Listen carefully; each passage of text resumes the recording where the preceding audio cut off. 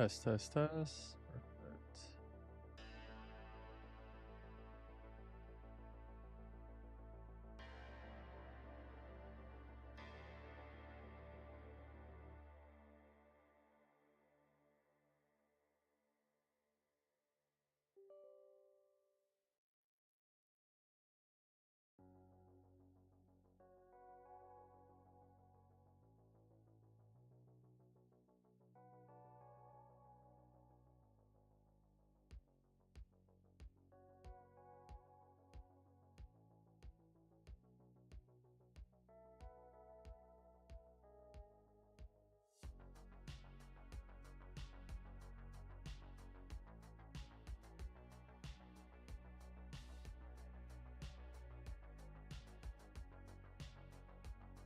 Good morning, everyone.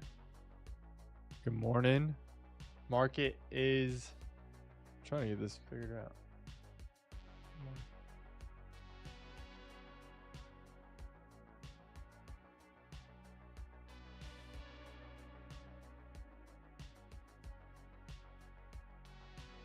Market has officially opened.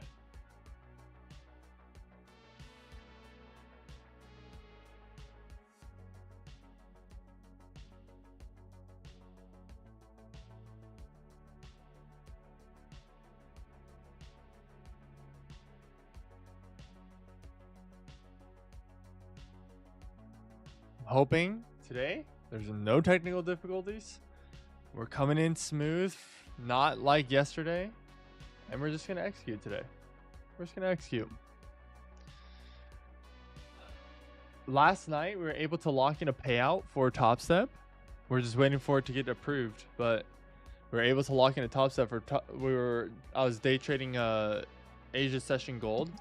I've been day trading Asia Session and doing gold lately, and it's been really good actually.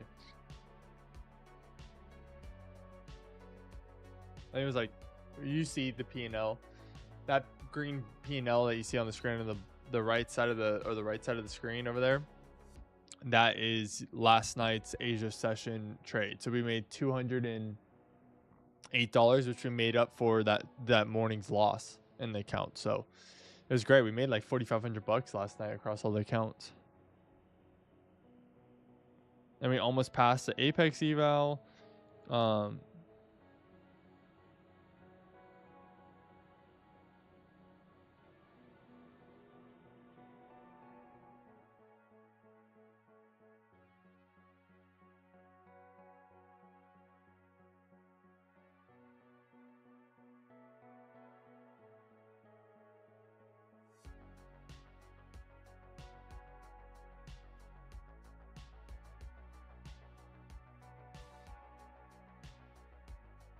Morning, everyone. Good morning. Good morning.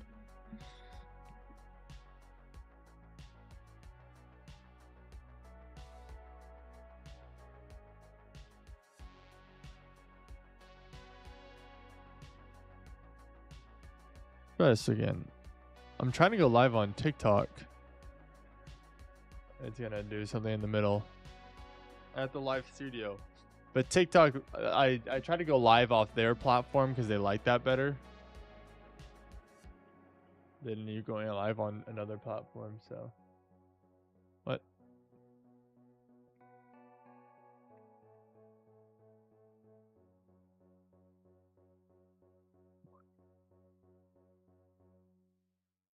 Oh, okay.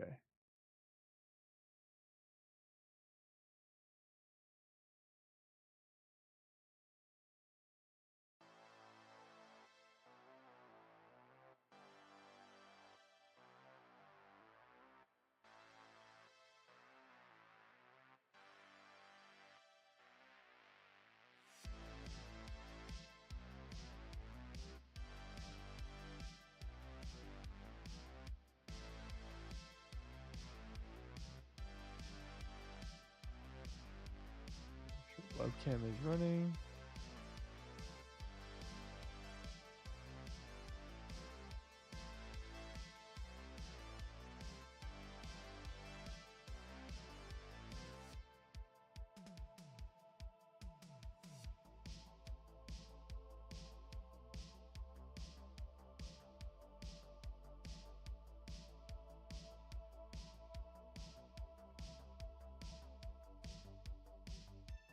Camera.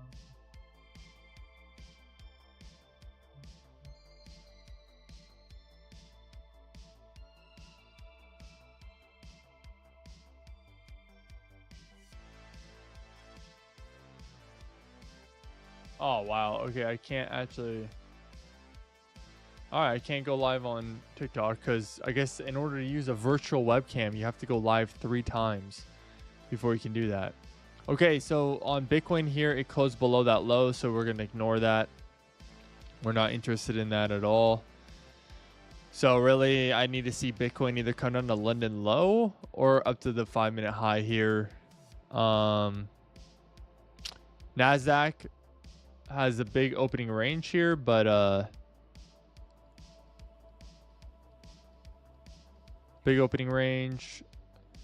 Bitcoin also has this opening range here.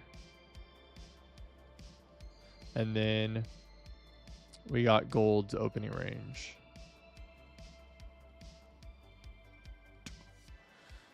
Right? Yep. That's the 930 candle. Yep. Okay. So we'll see how.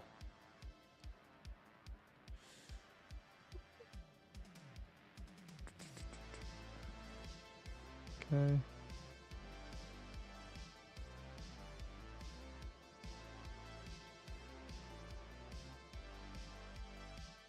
You ignore this.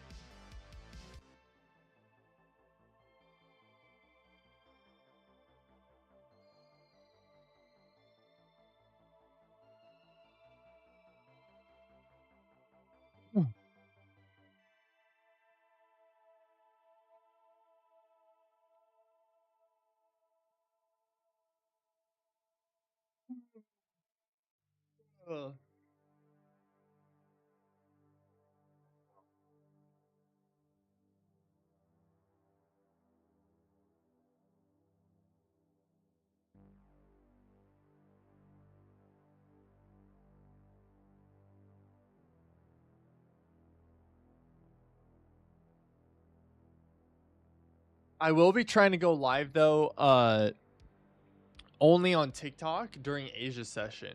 So during Asia session, I'm thinking about just going live on TikTok. Just to TikTok's more like I feel like a casual way to stream. I guess I could do it across everything. Why would I not do it across everything? I will just be doing it for TikTok for a little while until I get these things unlocked so I can stream normally with TikTok across everything. I think it's weird that they make you have these like you have to stream so many times before you can get a camera. It's like what?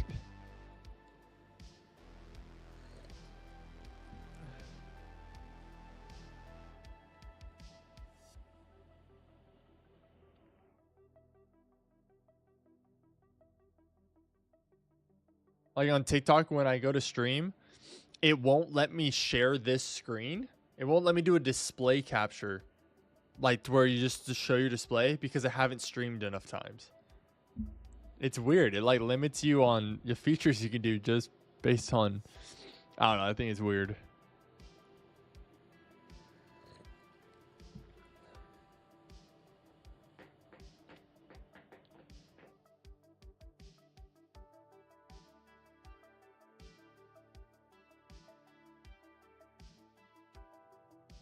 And today on today we have a normal I don't have to leave early today, which is nice. Usually Wednesdays I have to leave early, but today my work doesn't start until 9:30, so I can like hang around a little bit and do a normal stream. Oh, I forgot to announce that I'm live.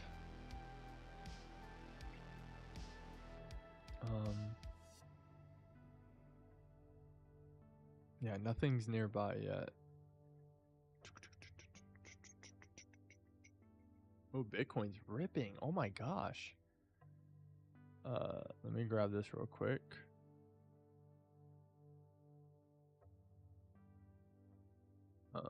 Dude, Bitcoin pumped off that Man, why couldn't you have not closed below that low?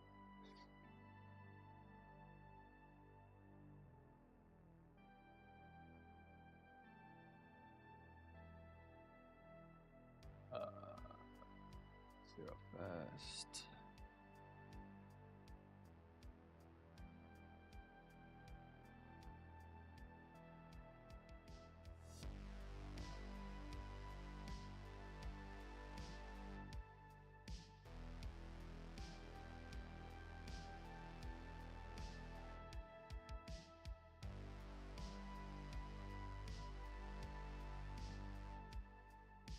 All right.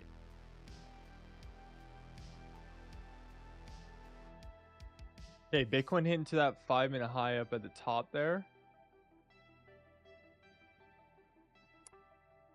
But there's no like inverse fair value gaps or anything yet, so I'm watching it. But Bitcoin might present something here. There's also red folder news coming out in like in a couple minutes. 18 minutes. PMI will be announced. So that's something to also watch out for. PMI shouldn't like cause too much volatility, so we should be okay like if we get into a trade. But I prefer we don't get into trade until after that's announced.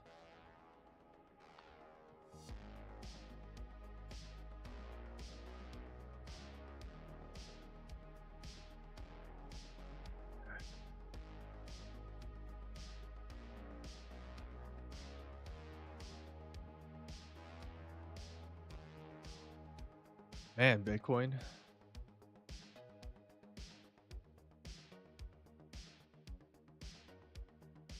Bitcoin's looking pretty bullish here. Bitcoin might keep ripping through and attack this 5-minute high. Oh, another thing to take note of is that Nasdaq has now filled that new week opening gap. And so I think this would be a good time that potentially we can like start seeing Nasdaq take that flip from bearish to bullish. There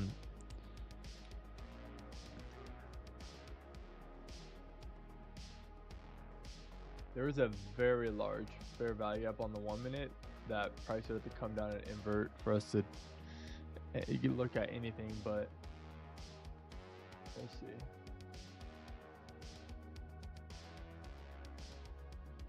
Be a pretty wide stop.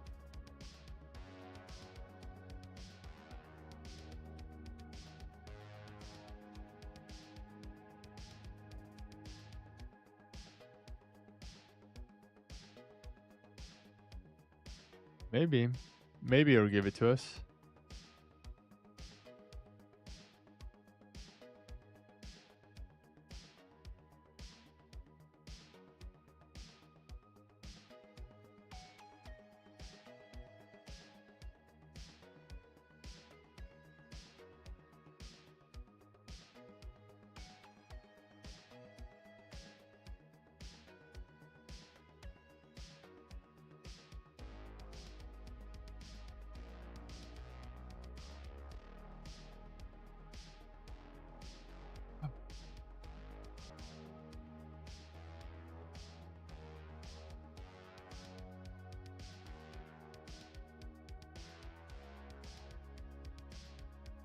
All right, I'm watching Bitcoin here. If it inverts the 1 minute fair value gap that we have here, let me do this real fast. If this on Bitcoin can invert this guy right here, we will go short on Bitcoin.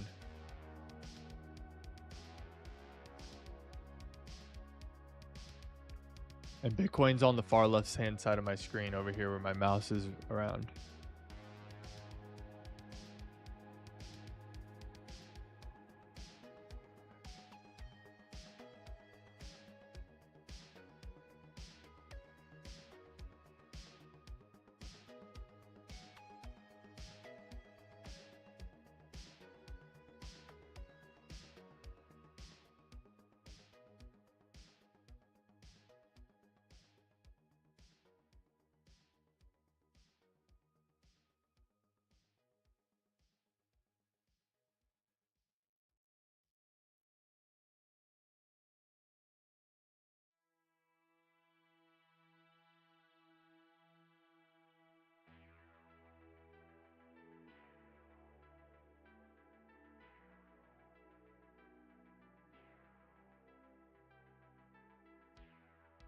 I wouldn't be surprised if Nasdaq stays pretty choppy until 7, because that's when that red folder news comes out in 14 minutes. I wouldn't be surprised if Nasdaq stays pretty choppy until then.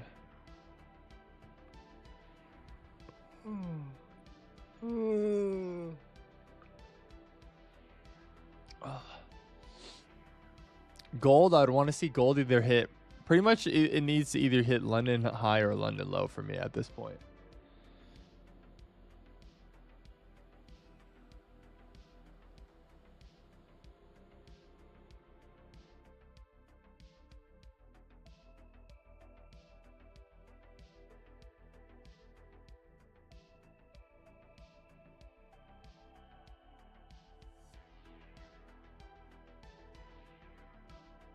All right, Nasdaq's finally kind of breaking out of its opening range.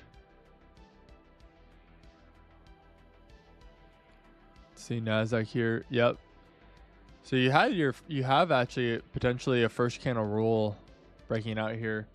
So Nasdaq might have decided which way it wants to go, but we'll see how it reacts to this 5-minute high. I want to see for Nasdaq, if it's not like a very large obvious wick, I'm not going to try to do anything here.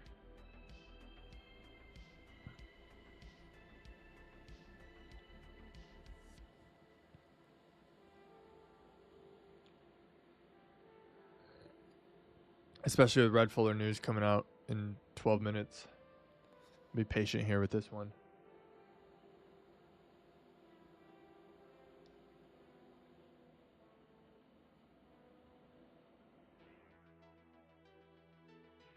Okay. Yep. Nasdaq is really breaking through now.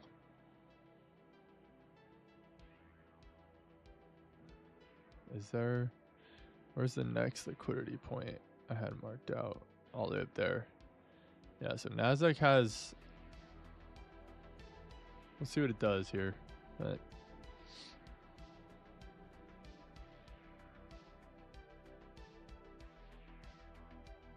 and Bitcoin hasn't given us what we needed. And looks like it might come up to close above that high. We'll see.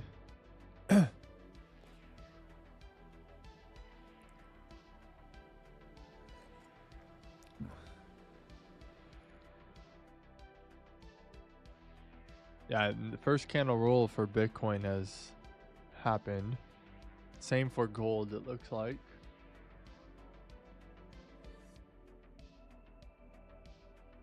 No, I guess here. This would have been your first fair value break, but yeah. I don't like that strategy personally. I'm kind of bummed. I'm really bummed gold didn't hit London high before it decided to move down like this. I thought for sure it'd hit London high.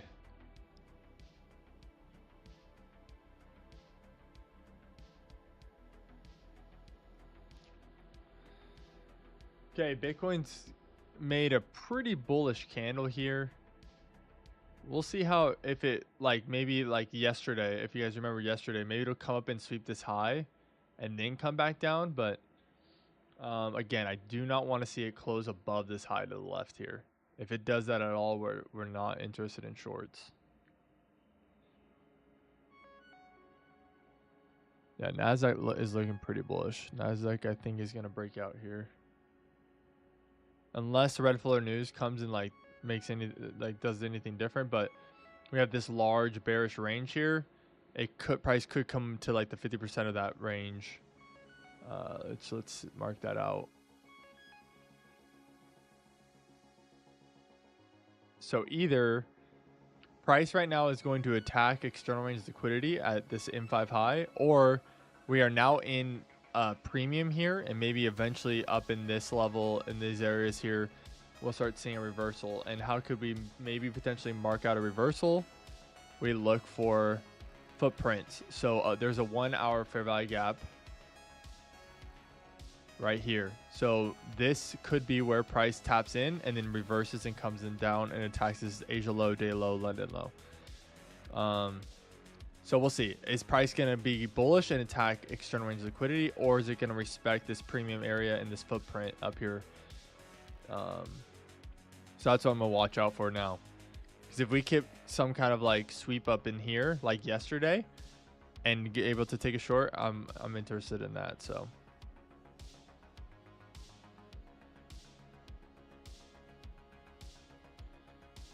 and Bitcoin kind of has, I think, the same. Not really.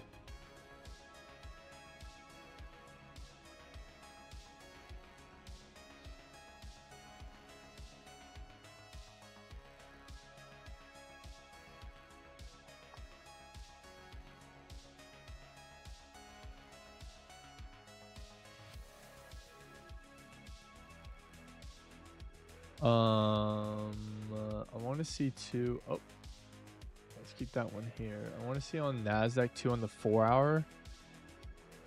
We are in a 4 hour fair value gap right now on Nasdaq, but I think that 1 hour fair value gap is where we'll probably go. That's where price looks like it's heading.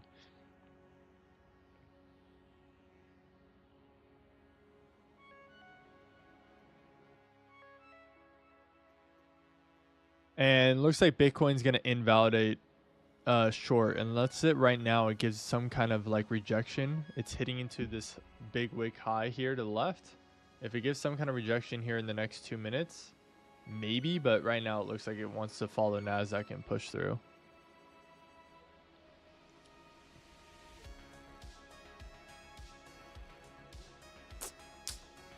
I don't like gold is wicking below this low, but I don't really like it.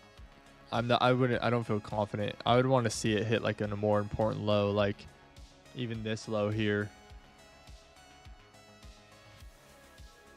That low there. Like if it gave us something, a big rejection off this low or this low, I'd be more interested in that. But right now I'm not really interested in anything on gold. Okay, Nasdaq's ripping.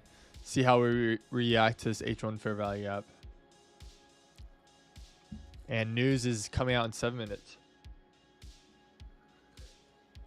So that'd be a great place for, in the next 7 minutes, hopefully price hits into this fair value gap, gives us some kind of manipulation, large wicks and stuff, and then push down.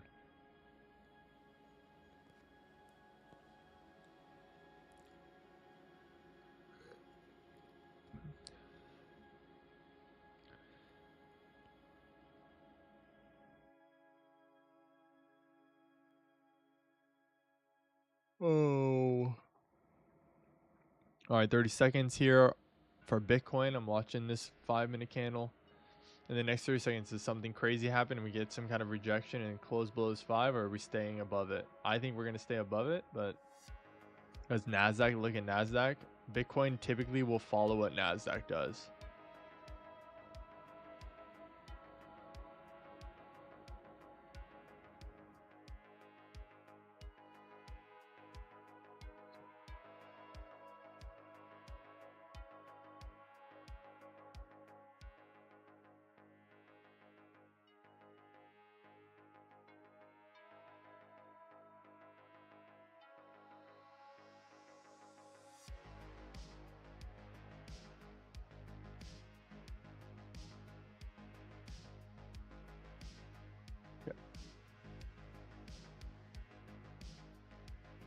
I'm not missing any chats. All right, mine doesn't look like it.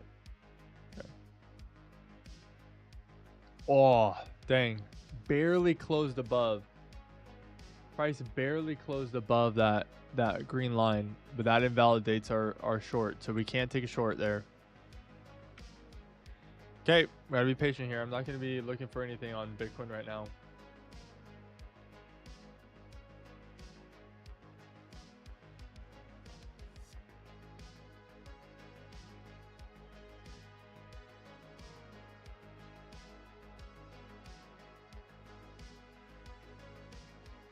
I'll be right back, guys. I'll be right back.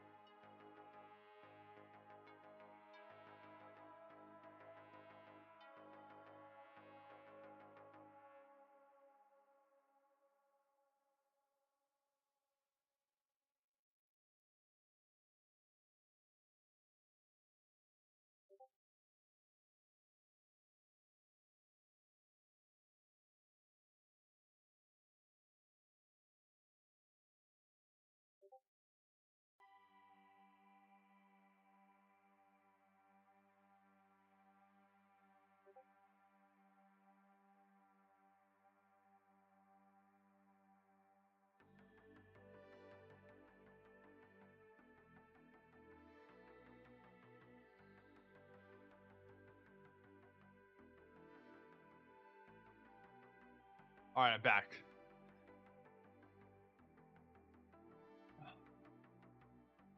I could see Bitcoin still going down here, but it's a bummer that it closed above that high.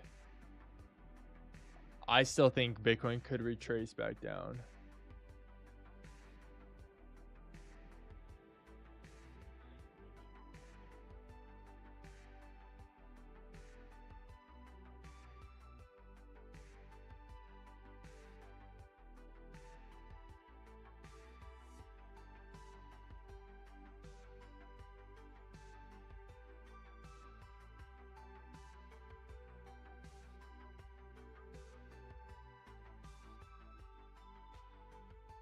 Yeah, price did invert a fair value gap after this, but yeah, it's not a part of the model. All right, 1 minute and then news comes out, and we'll see how price reacts to news. Someone, I think, is asking. Oh, let's see.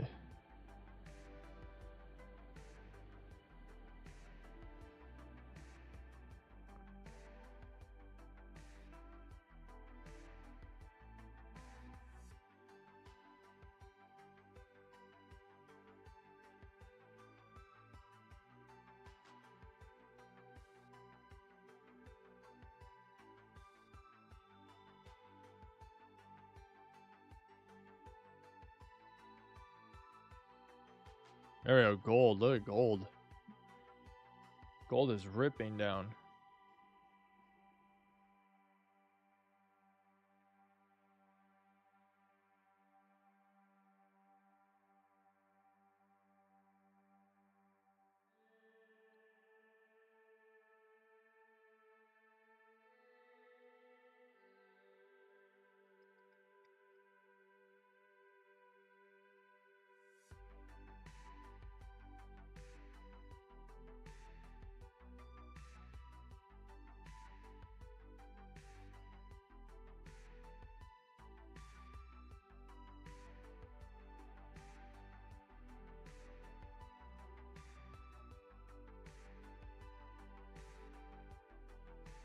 Yeah, looks like Bitcoin's gonna start going. Okay, Nasdaq hit into this 1 hour high. Now there isn't a high here that I can like totally completely go off of. So I needed to kind of do what it did yesterday, where it kind of makes a V, where it kind of goes down, up, sweeps the high, and then pushes down off of that. So we'll see what it gives us here. But we're not gonna chase this setup. We're gonna wait for it to come to us.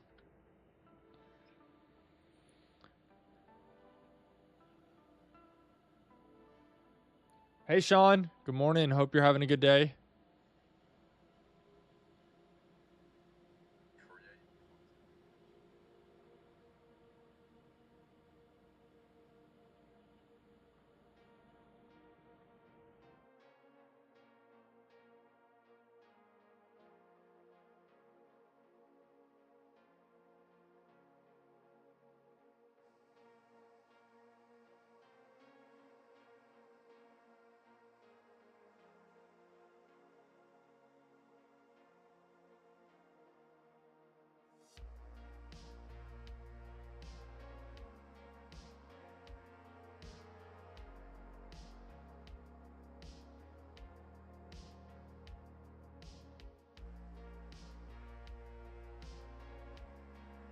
Yeah, really crazy wick there on gold potentially.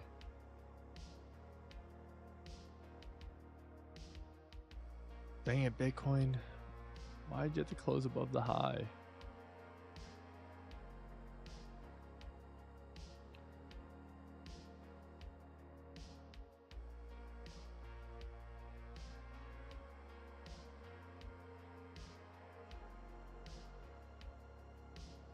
Yo, Robo. Good morning, everyone.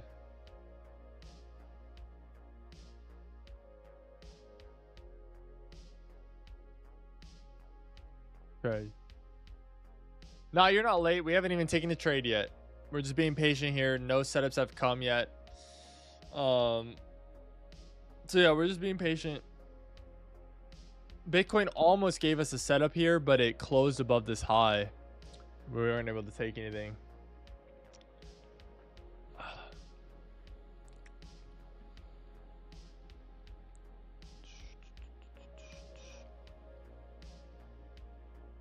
Yeah, I think gold, I'm interested to see how it reacts to this M5 low and London low.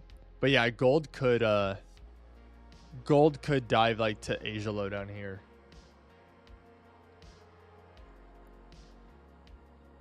I'm really bummed gold did not hit London high, dude. I mean, if it would have just wicked through London high there and given us a nice rejection, I mean, that would have been the move on gold.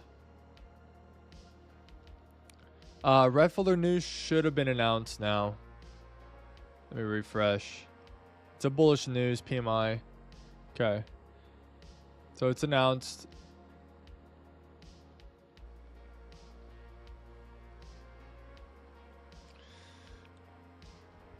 Oh. Gold is kind of having a crazy move here. If gold leaves like a really large wick like this, it did.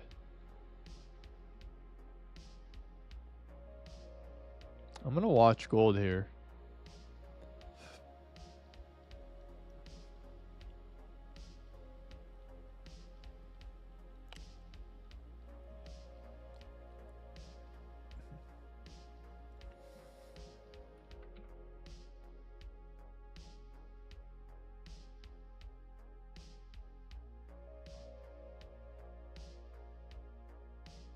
Okay, we have this low here that it hit off of. Didn't hit off this low. I might skip out on it. I'm not super confident in it, but the really big wick is what I like. But just because it's a really big wick doesn't mean it's gonna flip, because it didn't hit a key level. So that's why it's important to wait for this. I'm gonna ignore it because it doesn't really go with it doesn't go with my model. It didn't hit a key level. You know, it just random big wick.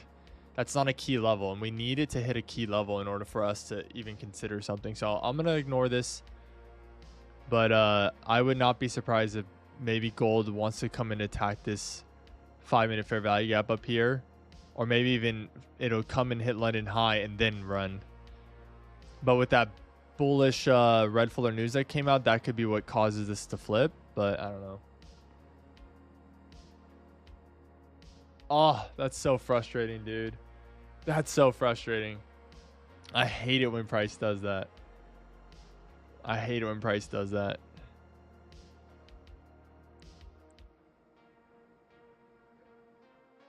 Yeah, Nasdaq had a crazy recovery over here.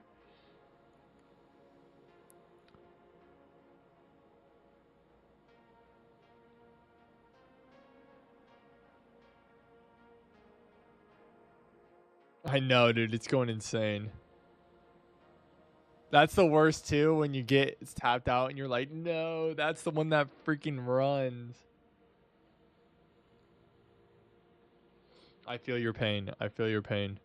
Yeah. Yeah, it looks like gold. You wouldn't have gotten tapped in yet, though, so if that makes me feel better. But I think gold might be a little bullish here. There is a little 5-minute fair value gap, though, right here.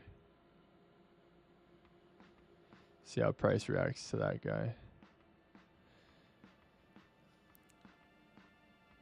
2508. Oh, dude, that's a really good entry.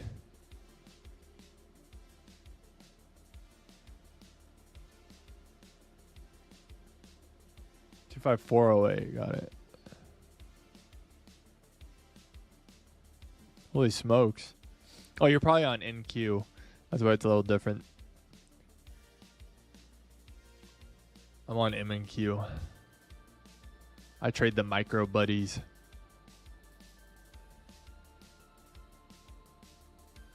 Let's see.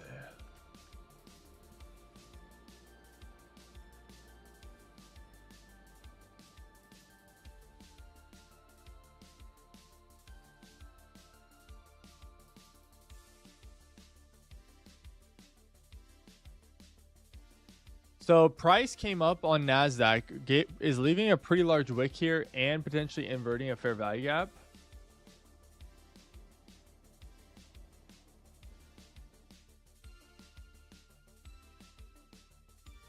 Has it maybe it inverted that fair value gap. It did. I'm just still not fully convinced. I don't love this one, and the 5-minute candle's still going. So yeah, the 5-minute candle's still going, so we can't technically enter a trade yet.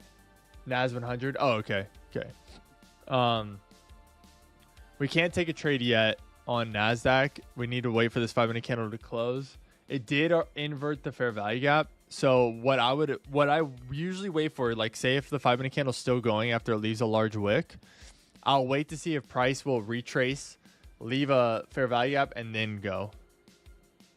Sure, if you want it, Robo. I just have to make it clear, like in stream, that it's not financial advice and stuff like that.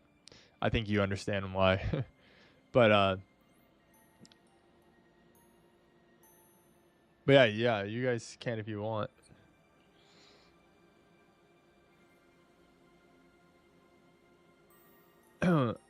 I'll let you'll see the P&Ls change on the bottom right hand side of my screen if we do actually enter the trade. And I will let you guys know if I do enter something. I haven't entered anything yet.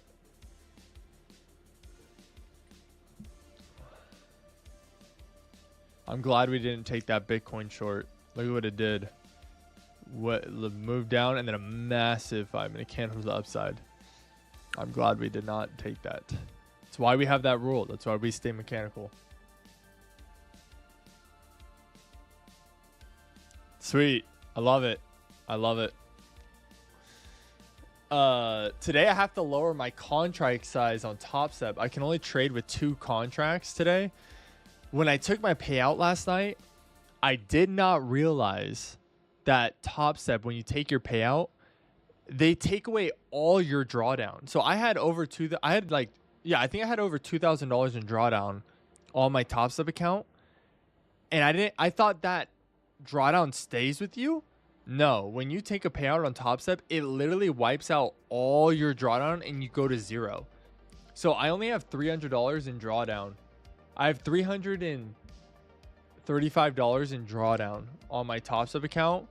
And I'm really hoping we do not blow this funded account. Because I did not realize Top Step did that when you take a payout. I thought it would keep I had like, it was like your maximum loss limit was negative 1,600 or something like that, 1,700. And so I could go down to all the way down to that. They wiped that all up, went to 0. And now my drawdown, I only have like $300. I'm like, dang it, dude. I did not realize Top Step did that. That's kind of like a scam.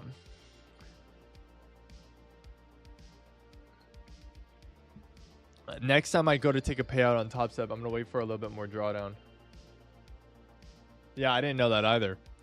Until all of a sudden I opened my account and I was like, I only have $300 in drawdown, what?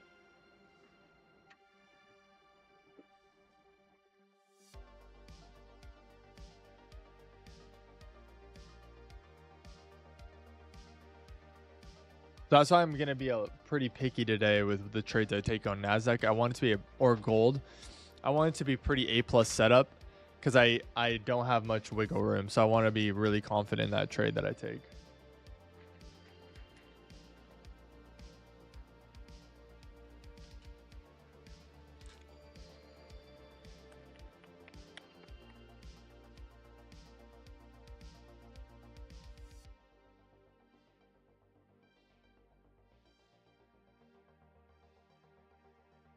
Yeah, next time I think next time before I take a payout, I'll wait until I have like $1,500 in the account of profit or like $2,000. So then if I take a 50% payout, I'll have $1,000 or like $700 in drawdown, and that's plenty.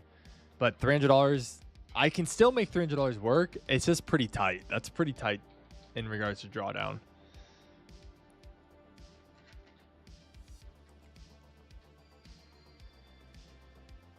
I'm still watching Nasdaq here. It did invert that fair value gap, but again, I'm not very confident in this because it hasn't really given me a good setup here.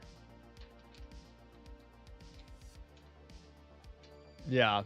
Nice thing is though, if I do get the payout, and even if I blow the funded account because it's such tight drawdown, I still made money off of what I paid. So I still made more than what it actually cost me. So that's on the bright side. I still come out on top either way, but it will suck. Once I get the payout, I will be buying a second Tops Up account. So once I get the payout, I will be buying a second Tops Up account. So then hopefully we can get, funded within 2 days again. And then we'll have 2 express funded accounts. So then as we're taking payouts, we can take smaller payouts, but they're like double.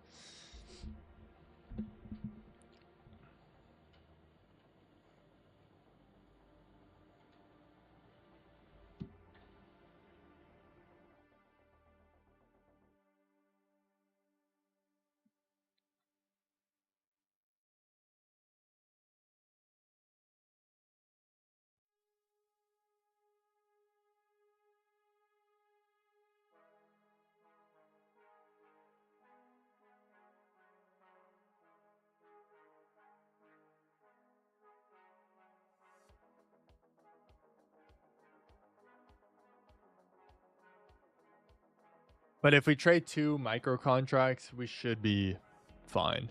If I hit 500, once I hit $500 in the account in drawdown, I'll up it to back to 3 contracts, and then once we hit $1,000 in the profit, we'll up it back to 4 contracts, and then every $500 we'll add a contract of buffer. That's something I've talked about it in my short form content, but that's something I really recommend you guys have is a scaling model. I don't think really anybody has ever taught. I don't see anybody talking about it, but having a scaling model for day trading is really important. What's up, bud?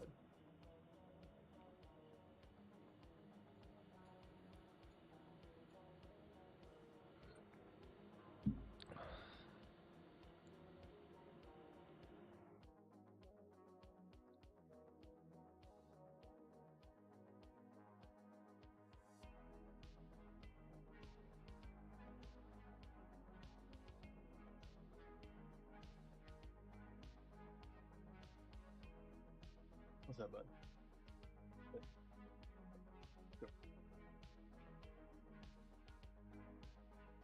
What time is it? Okay, I still got like an hour and a half. Usually I would have to get off stream by now on Wednesday, but today work doesn't start until 9:30 for us today.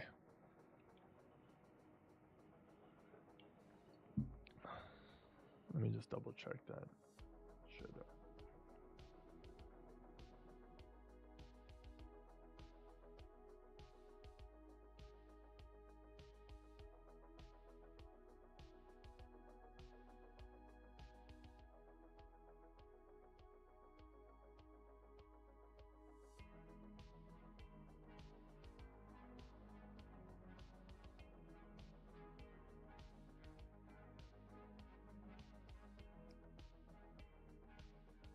How long do you usually watch the charts for?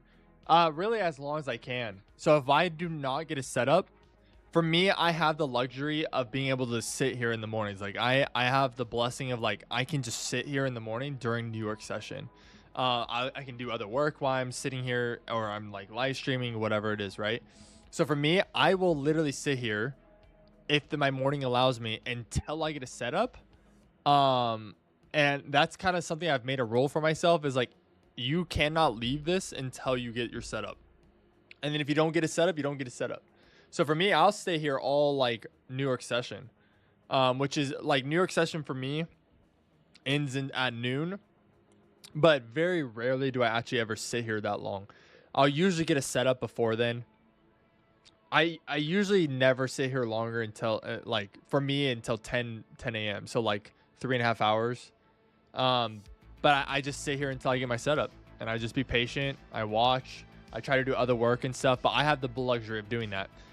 Other people who maybe you're someone who's like, I can't sit there for 3 hours and just wait.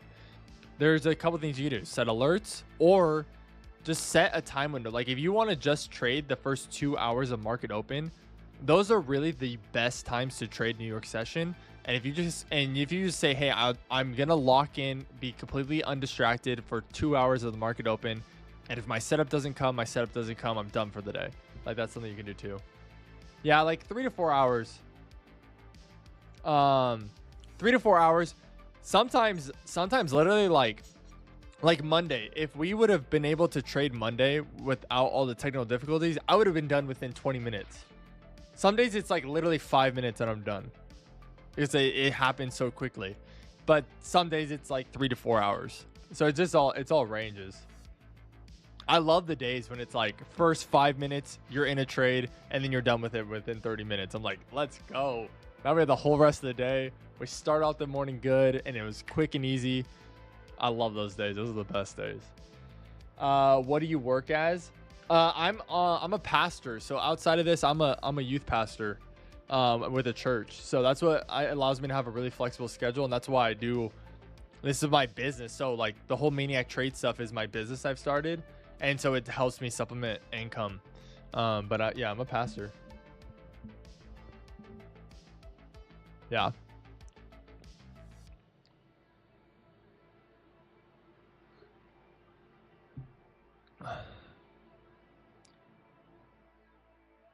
Nasdaq hasn't. I was hoping kind of for more of a retracement here with potentially leaving a fair value gap to then invert it. Hasn't really done that, and looks like it might actually fall here, which is okay. Like that, I was not confident at all in this setup. It was not a good setup, in my opinion. Yeah, and there wasn't even... So the thing... Let me just share with you why I really don't like this setup. So if you look here, right? Yeah, price might have inverted this fair value gap to the downside, but something to take note of as you're looking for your setup, right? Look at this entire move down. Look at this entire move down. There's not a single bearish fair value gap, which shows a lack of control for sellers. That buyers are just letting sellers creep down price, and then probably eventually you're going to see buyers step back in and rip up. Right? So for me, this is not a confident setup because there's not a single bearish fair value gap. Where we might start getting some here, but at that point, like, it's way too late. You're already down, right? It's just, it's not a confident setup. Displacement is everything in a setup. And displacement is where you see those fair value gaps, where you see like large, good closing candles, and there's none of that in this move down.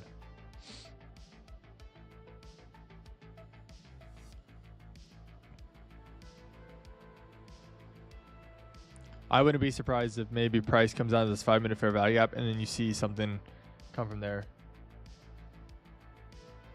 ES shows up. I just saw your punishment short from yesterday.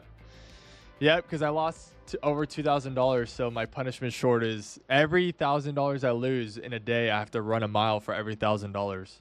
So I had to run 2 miles yesterday before my workout, because I work out every day. Monday through Friday, I work out every single day. And so if I lose a day and it's over $1,000, every 1,000, we got to run a mile. I hated it though. I used to run a lot. I have not ran in a minute, and it's good for me though. It's good for me. I'm almost 30 years old now. You know, you gotta be fit. You know, you gotta stay healthy. I'm a dad now. You gotta keep your mind and body sharp.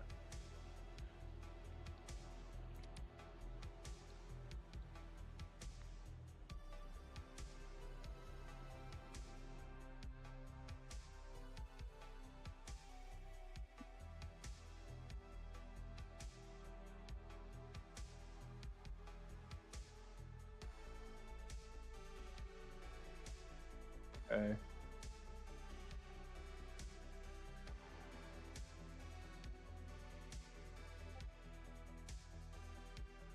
This reaction out of this 5-minute fair value gap looks like price is going to come and attack maybe this external range liquidity here. It looks like all these people who try to short here from this 1 hour fair value gap, looks like they are about to get trapped. And this might do exactly what I want. So price right now might be trapping all the people who just try to go short it could come up and sweep this high one more time, leaving us a large rejection wick and then pushing down. That's what I'm hoping here is going to happen. That would give me confidence. If price comes up to that high, leaves us a good wick, then I'd be comfortable going short in here. But I would need to see like a good rejection off this high. Let's mark out that high.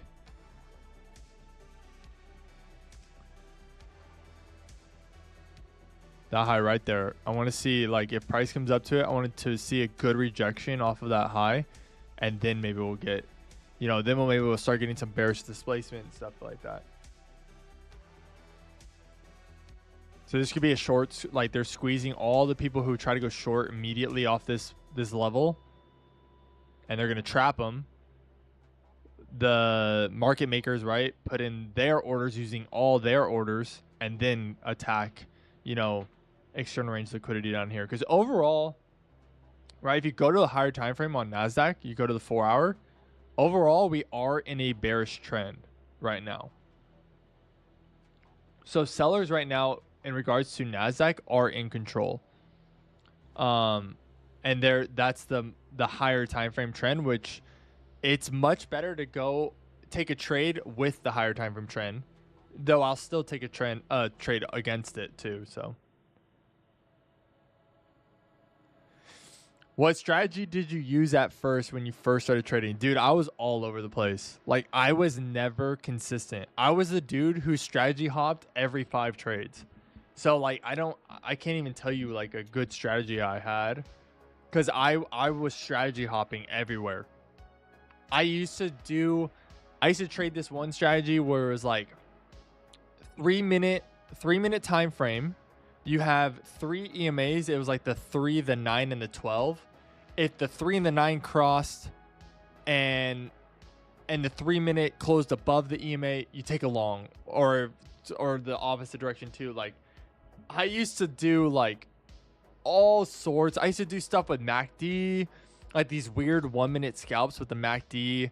I used to do like all these weird strategies that I would just hear someone on social media say like, you should try this strategy. I was like, oh, that's the next strategy. I'm doing that. That's the winning strategy. And I would hop around all the time, and I never stuck to anything. And honestly, that's like the worst thing you can do is strategy hop. What about ICT? I do that. So what I do, I don't do ICT. I don't do like, I do his concepts. I use some of the concepts.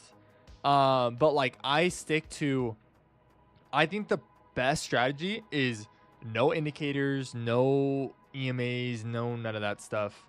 I think the best strategy is price action and looking for price to attack internal range liquidity and external range liquidity using footprints. So like inverse fair value gaps, order blocks, wick blocks. Like, there's so many different footprints you can go dive into. And using ranges. Price always heads from premium to discount. So ICT is good. I do think he has good concepts, but I would not consider myself like an ICT trader. Like, I'm not like, I'm more very, I like to keep it very simple, very basic, and keep it straight to just fundamentals of like liquidity sweeps. I think are so important in trading. Like, waiting for a liquidity sweep has saved me, and learning to wait for one has saved me from getting stopped out. I used to get stopped out all the time, and I would have no idea. But now I've found out if you wait for that liquidity sweep and a good rejection wick, you're usually not going to get stopped out again. It's going to go in the direction you're hoping. But ICT is good. I would recommend people go to his YouTube, and like, they're long, boring videos, but watch them. Take notes. Like, try to learn. I made actually a short form video of the five videos I'd go watch if I was a new trader. I'd recommend you guys go look at that. Here, I'll let me not, I was about to change the screen and show you guys, but let me first watch this because Nasdaq just hit into this high. Let me see what kind of rejection. I want to see what we get here at this high real fast. So if I stop looking at chat, I love it, Robo. Thank you.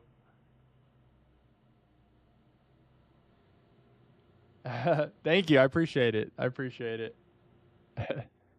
Thank you guys. I just think for me, I struggle with learning with very complex concepts, and I find it's very easy when you keep it simple. Like I think a lot of times day trading is overcomplicated for no reason. And in reality, if you're able to keep it really like stupid simple is like what I like to call it, and you just keep it something you can grasp and stick to something, like stick to one strategy. Like for me, I'm sticking to this 1 minute kill shot. I've now stuck to it for, I made it in June, but I was back testing it and I was stress testing it to see. Here, hang on, I'm gonna stop talking because, sorry, I think Nasdaq's gonna give us something here.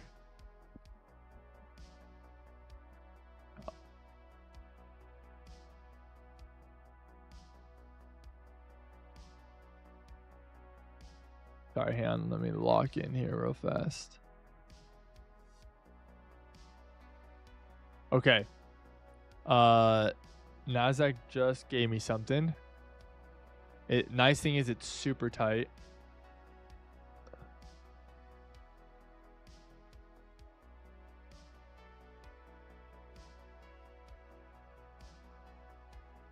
Sorry, hang on. My limit order's in. We have not been tapped in yet. This is the setup right here. We'll see if we get tapped in here. It's really tight. We're not shooting for like anything crazy. Actually, it's about 30 points that we're shooting for. So we haven't been tapped in yet. It could run without us. But this is the inverse fair value gap that it inverted. We'll see if we get it or not.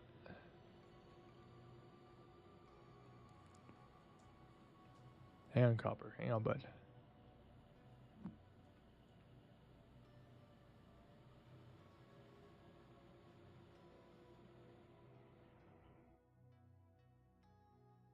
Looks like we might get tapped in here.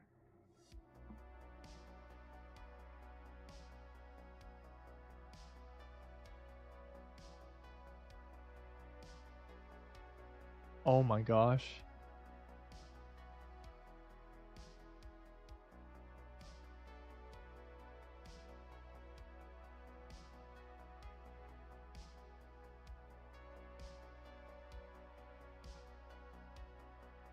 Okay, well, oh my, it got super close to us.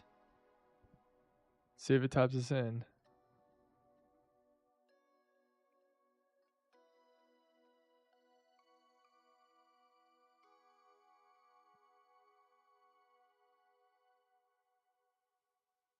Copper. Chill. Chill, my guy.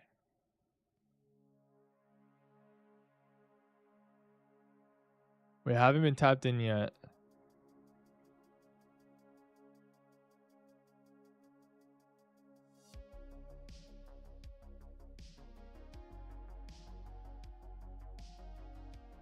Just in case of it.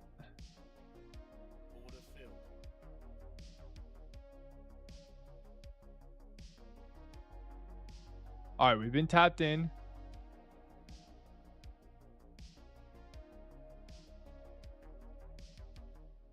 Okay, we are officially tapped in.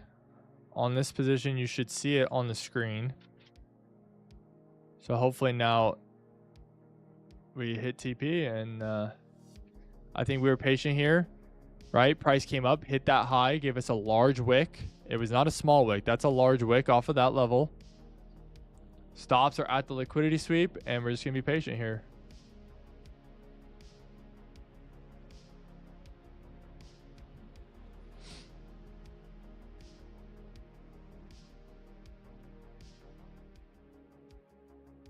Bitcoin, I don't love anything over here on Bitcoin. It's looking pretty choppy.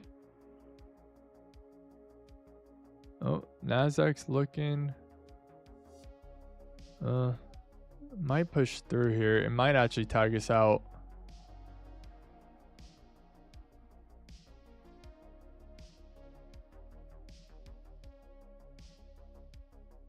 Why does this 1 minute on M&Q look so much different?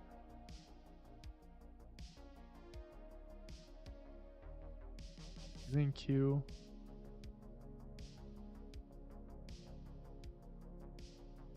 It might tag us out here. But yesterday I got pretty close to stop loss and still ran down. So hopefully we get lucky here, but oh, there we go. I'm literally just going to stay mechanical. Yeah, I'm going to stay mechanical. Yesterday I learned from my mistake, right? Yesterday I was all emotional. I was all like all over the place. We're literally staying mechanical today. I do not care. I'm not letting my emotions get in the way of anything. The weird thing though is right now my trading view is missing a candle here. I hate it when my trading view does that. Let me refresh it real fast. I'm missing a candle here on my chart.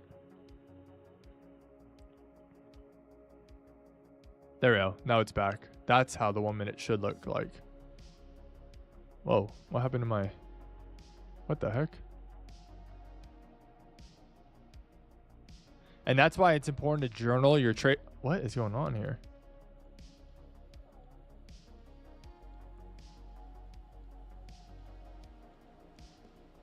I don't know what happened there.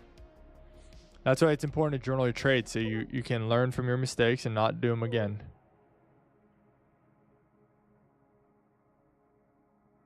We're taking off. Yeah, thank you. Thank you. We're taking off one contract at 2R because we have 2 contracts floating right now. And we'll take 1 contract at 2R off. And so hopefully we can get some displacement to the downside, especially after tapping into this. We have 2 things, this inverse fair value gap and this 1 minute fair value gap here that hopefully price can displace down from.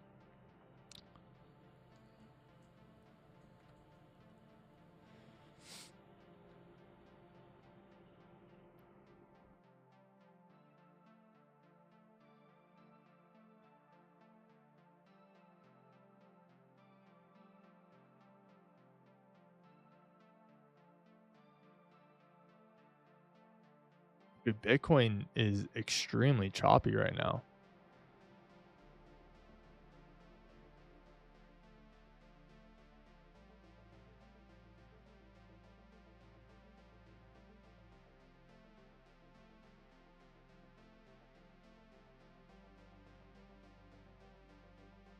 And if this position doesn't play out, I'm honestly pretty happy with it. I think that was a really good setup. The way that it tapped into that large rejection wave, I'm pretty happy with the setup here. I don't think this is a bad trade if it doesn't play out. I think this is actually a pretty A+ setup. It did what I wanted. I told you guys, like, I'm gonna wait. I want to wait to see it come down, wake back up, and then give it to us. And it did that. Now let's see. Once it figures out this way, if I'm correct, it should be pretty aggressive. It shouldn't be slow. Right now, it's just kind of figuring out, like, is it going to actually do what I want it to do, right? Or is it going to come back through and displace through this and respect this or disrespect the 1 hour fair value gap? But I think it should respect it. And I think once it starts respecting it and we get the direction we want, it should be pretty aggressive. It shouldn't be like something that's slow. Like, it shouldn't look like this.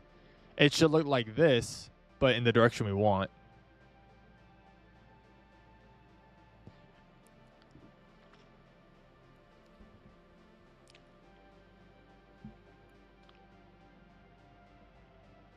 Let me check the 5 minute. I'm trying to just see if maybe we'll get an order block, but there's no order block that might come. 1 minute kill shot, dude.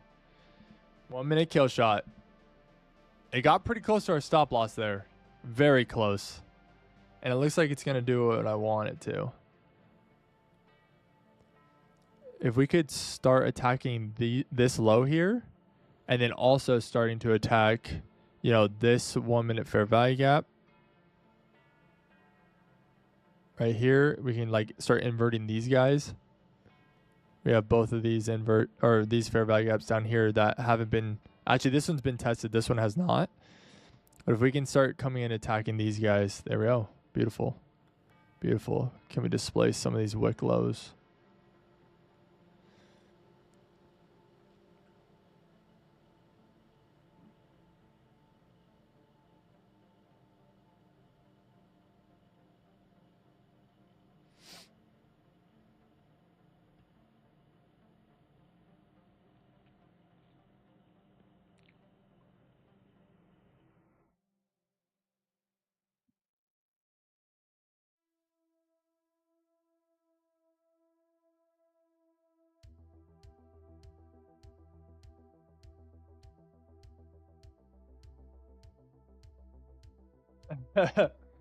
Should we be nice to this guy and do what he wants us to, or should we just screw him over?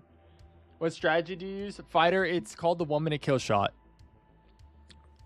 That's the strategy I use. I love it. It's by far my favorite strategy I've ever created. If you want, oh guys, my video editor gave me back my video today. We have some revisions going in. Oh, let's see. It might fail. The fact that it failed to displace these lows, that couldn't be bad for us here. Yeah, this might not play out here. Yeah, these candles keep closing higher and higher. I don't love that. Yeah, I think we're going to get tagged out here on this one. Unless it fails to displace these highs here. But again, we're just going to keep it up there. We're going to let it play out. We're not going to get emotional or anything like that. And I feel very, like right now, even just in like reviewing how I feel very in control. I don't feel like emotional like yesterday, right? I feel very in control. And to me, it is what it is. If we take a loss, it's whatever. We can, this loss too would be very small. It doesn't hurt my account. Like, would it suck to take away a little bit of the drawdown? Yeah, but it's nothing that we can't hold. You know, it's something that we can't recover from. Come on. Okay, we got stopped out there.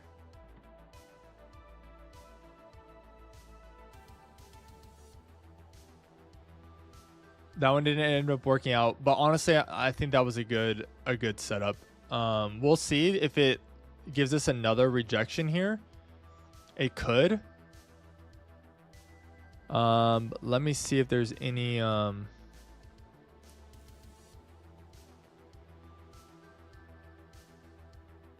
there are some fair value gaps here.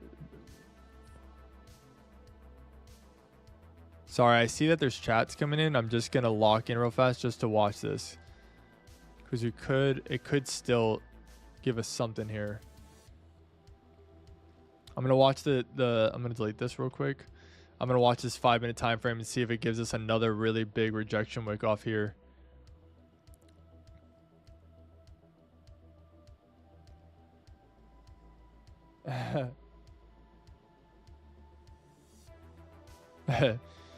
But it might actually give us one right here again, depending on how this. I'm gonna wait. We have to wait for this 5-minute candle to close now that it stopped us out. But this could be it still could be doing it. It just might be sweeping one more time, because now if you see, it went completely through this 1 hour fair value gap, and now it could respect it and now push from there.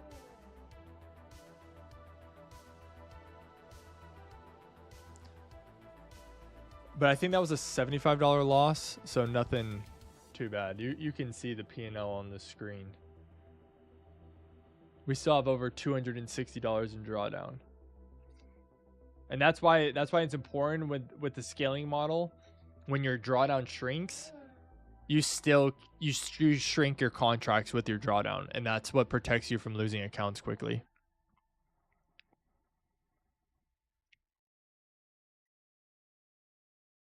Fighter, you can find my strategy on Instagram right now. I have a couple videos that explain it, or TikTok or YouTube. They're on there.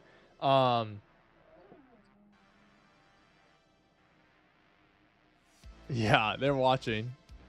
But But yeah, I also have a video coming out soon, Fighter, that deep dives into it and teaches you guys how to pass an eval in one trade. So it should be out. I sent revisions back to my video editor, and I sent them last night, and it should be out soon. Let me make sure all my groups are flattened.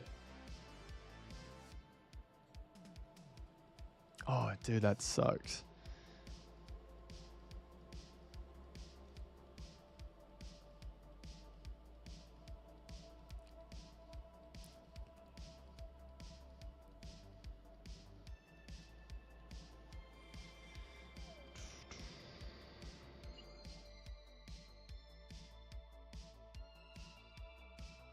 All right, 27 seconds here on this candle, and again, it's giving us a large rejection wick. Let's see on the 1 minute time frame. It hasn't inverted this fair value gap yet, so I'm gonna watch it here. And all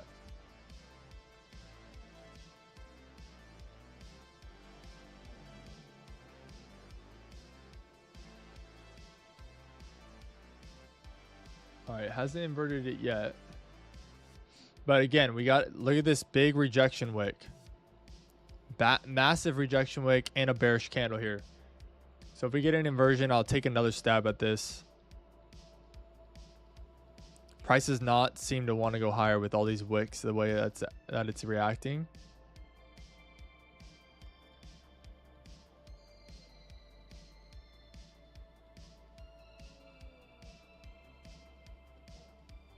Stops on this one would be a little bit wider.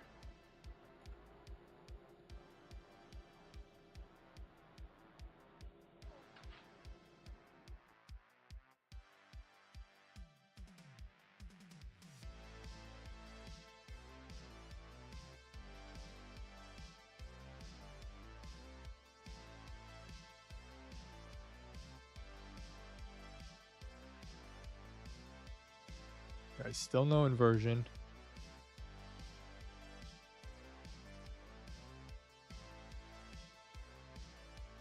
Gold setup potentially, yep.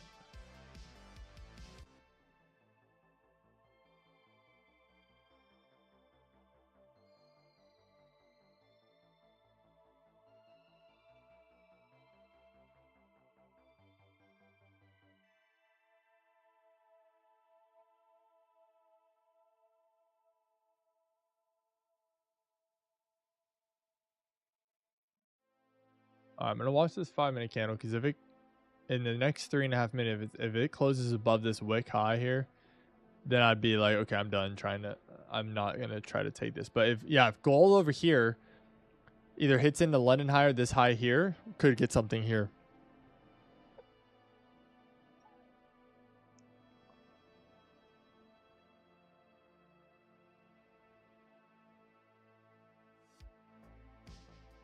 Yeah, get all this playing around out of the way for us. So if we take a trade, you literally just shoot down for us.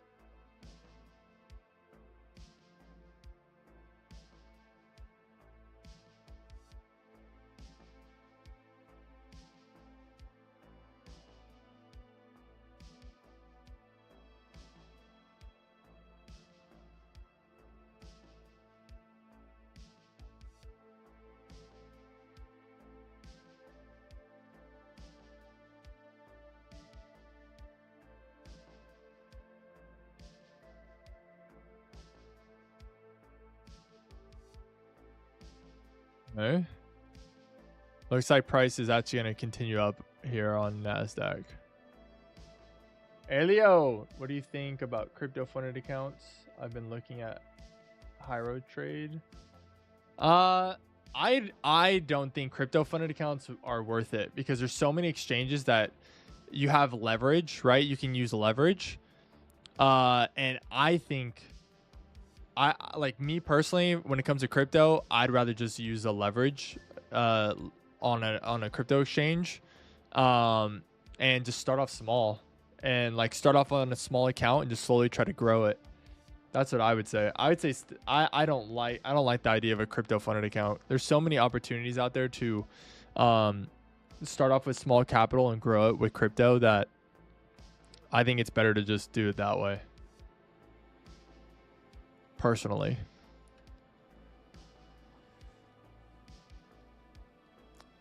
I will never take more than 3 trades a day, Robo. So we've already taken 1. And 3 trades a day.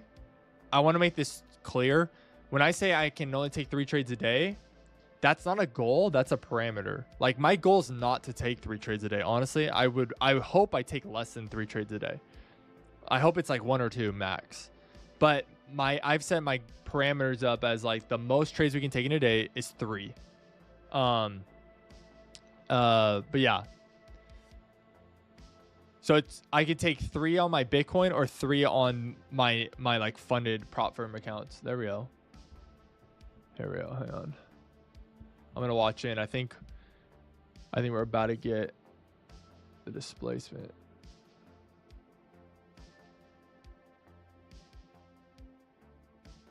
There we go. That's another big rejection wick here. Price keeps failing to go higher every time it gets up there.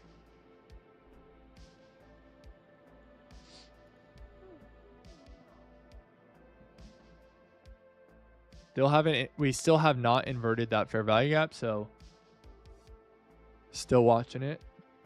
We might do it in this next candle here. Again, I'm loving these wicks that we're getting here. It's all very large rejection wicks.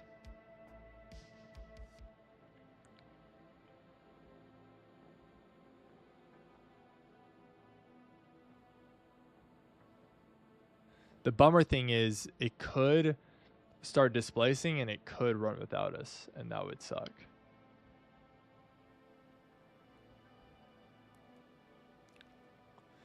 I'll let you guys know if I put in my order. Potentially in the next 15 seconds here. Maybe not.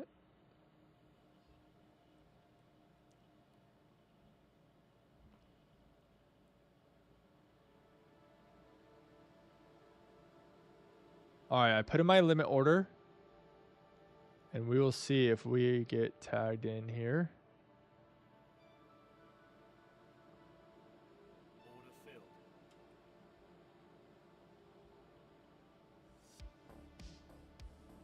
Okay.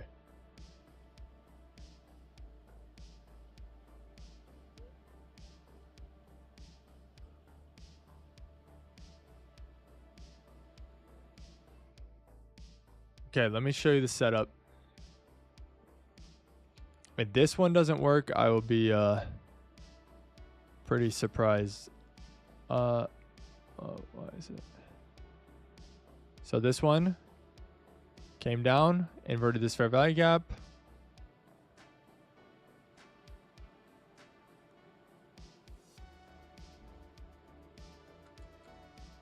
Tap this in here. We're shooting for 2R here.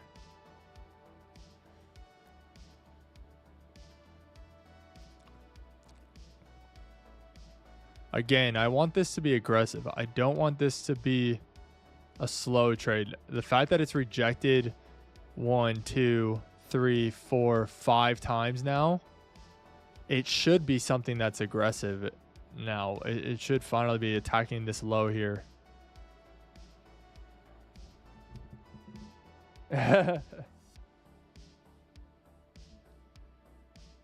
Sorry, I'm not looking at chat for the moment. I just want to watch this real quick.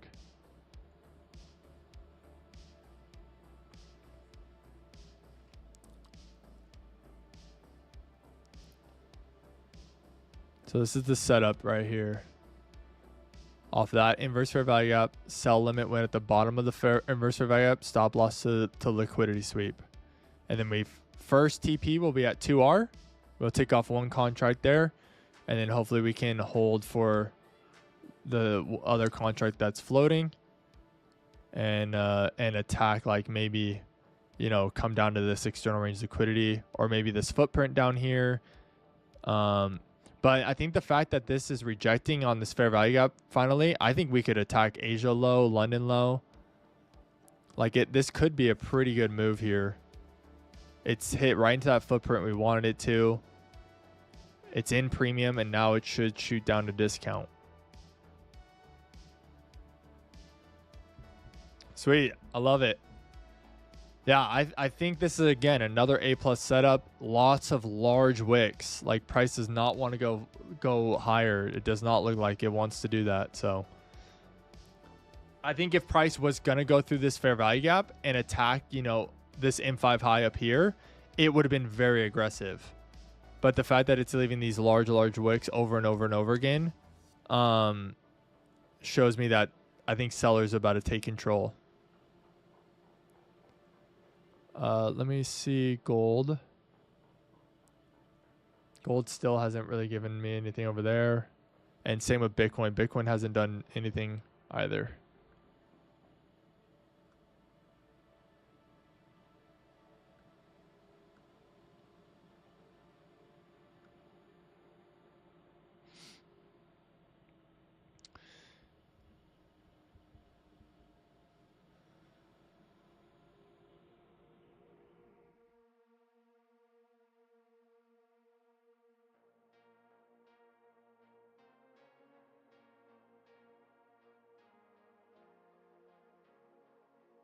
Okay.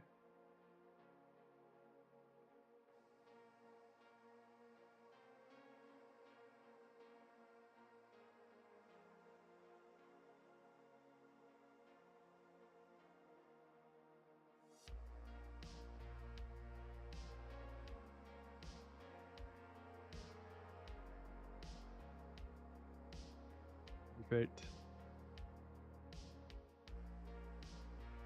Okay, price is looking like it's starting to do what I want it to. Perfect. Let me check the hour. Oh, wrong one. Yeah. Yeah, I'm loving that hour candle close.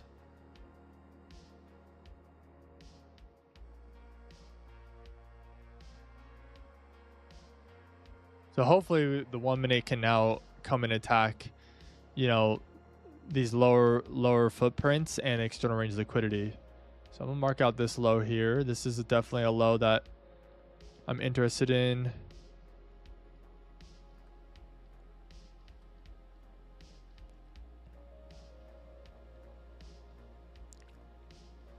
There we go. I'm finally, that's looking good.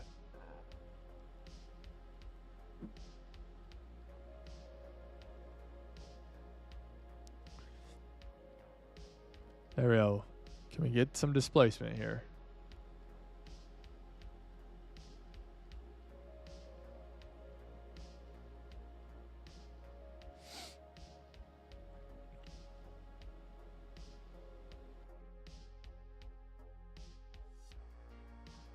Incoming attack. I'm gonna watch the 5 minute. The thing I like that from this move up, there's no like footprints that should stop us from going down, but oh, I guess maybe there was something, but huh. We'll see. I would really like to see price make this order block on the 5 minute. Like finally make a bearish order block.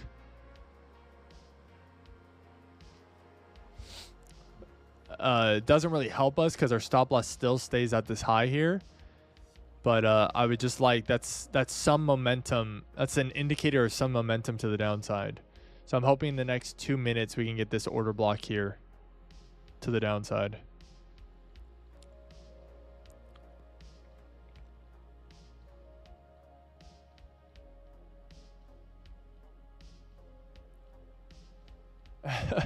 I know, all these wicks look like little razors.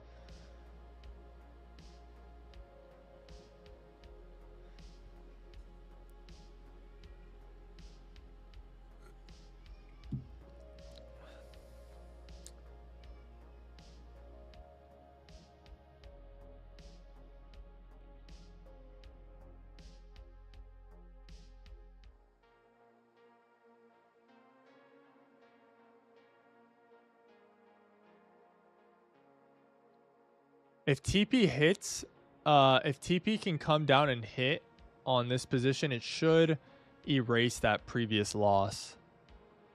It should. But it looks like price might. Really? Nasdaq, really?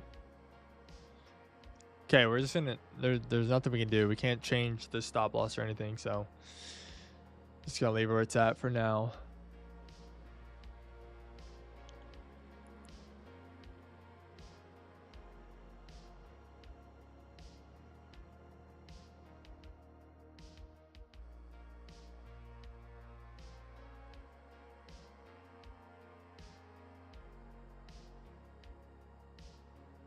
Oh, the Nasdaq is playing hard right now. If it actually comes back up here, that would be actually pretty crazy. I'd be pretty shocked if price does that. I think we owe Nasdaq an apology. That's funny. If I see Nasdaq close above this high, I will close my position before it hits its stop loss.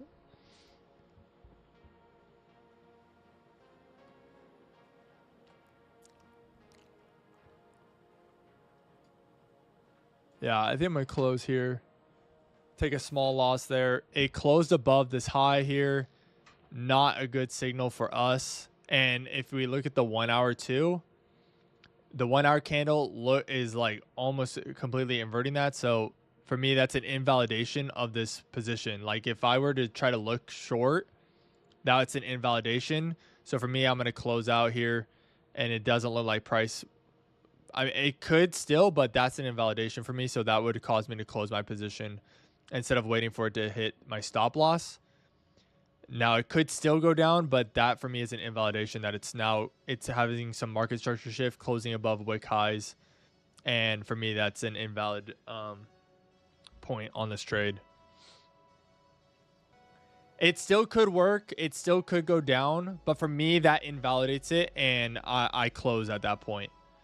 So it still could, you know, but for me, that's one of my rules for these positions. So again, like I felt really good with this. I felt in control, right? I think both setups were very, very good setups. They just didn't play out today. Yeah, today. I mean, right? The thing with your model is they're not going to be on. No model's 100% win rate, but what matters is can you protect your capital? Because if you can protect your capital, that's how you stay in the game. And you got to protect the capital. Yeah. But if you look right now, it's probably going to, it's probably going to attack our stop loss. And with my guess, it's probably going to actually invert that fair value gap and probably might be more bullish than we expected today. But with all that rejection here, I'm actually really surprised that price came back up with that many rejection wicks off that high. I'm pretty surprised with that one, but oh well. Who's dub for the day, right? The dub today, even though we didn't win a trade, right? The win today is we stayed mechanical. We didn't let emotions affect our trading, and we stuck to our model. That's the win today. And if you can walk away when you go to journal your trades and you say, hey, today we stuck mechanically, we stuck to the model, we stuck to the strategy, we didn't let our emotions get in the way, that's a winning day. That's progress, right? Good. I'm sorry that we took some losses today, but I hope you guys learned something today, and I hope you found value here. And Robo, thank you so much for hanging out. I hope you get a good night's sleep. Yeah. And that's why it's so important to create rules for yourself, is so you can follow them and you don't have to think when you're trading. You just execute. I love it. I love it. I love it. And our count's a little tighter now. We're still technically green from last night's trading session. We're still up $56, but our count drawdown has shrunk a little bit. And we can take another trade today. See ya. Good night, dude. We can technically take another trade today, but for me, the fact that price didn't really work out here and now it's kind of doing it looks pretty choppy. Maybe it will finally decide it's going to go down here. I'm not loving price action. So for me, I'm going to probably just stay out of the market until it figures out what it's going to do. And then I'll come back tomorrow and hopefully actually I can't trade Asia session tonight because I have work, but I'll come back tomorrow and hopefully we'll be able to get some better setups. I'll be right back, guys. Hang on.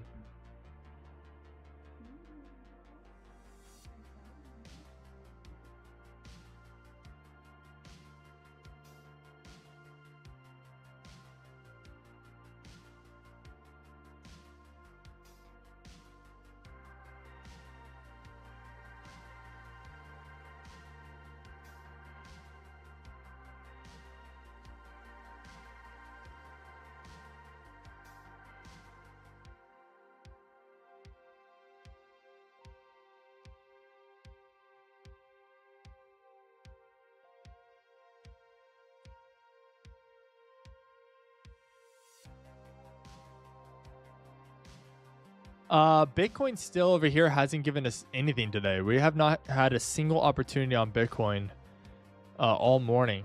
So Bitcoin hasn't given us nothing. Gold also hasn't given us any trade opportunities. So looks like we might be done trading for the day. Two trades, 2 losses. It is what it is. Nice thing is we didn't wreck any accounts. We stayed disciplined, and that's what it is. So.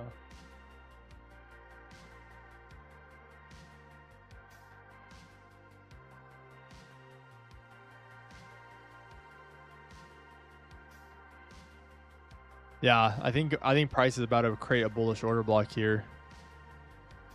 Too bad it didn't give us like a bullish 1 minute kill shot. I would have really loved it if price would have came down here, like give us a rejection off this low and then push up. But yeah, it looks like it's gonna push through. Every time the 1 minute comes down, the 1 minute fails to displace these lows, and I think the 1 minute's now about to attack this high here, and it's going to create that bullish 5 minute order block.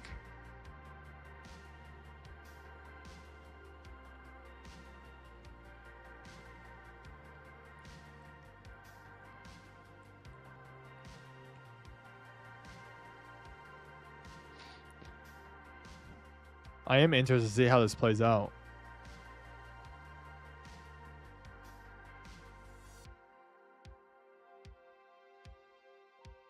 Oh, there's still a lot of time in this 5 minute candle, 3 minutes.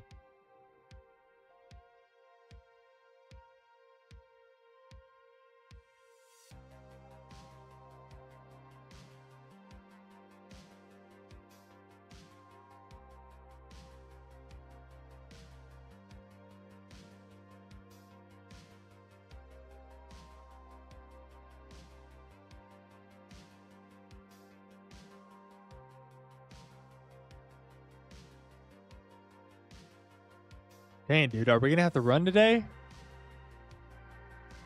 Let's see. Wait, no, what did I just click on? That's what I want. We're gonna have to run again today, I think.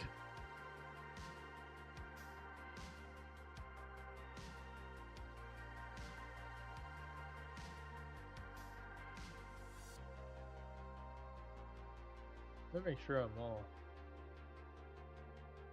Okay.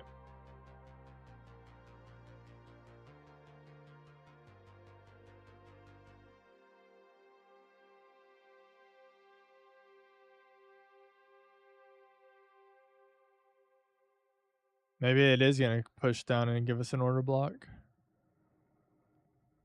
Huh.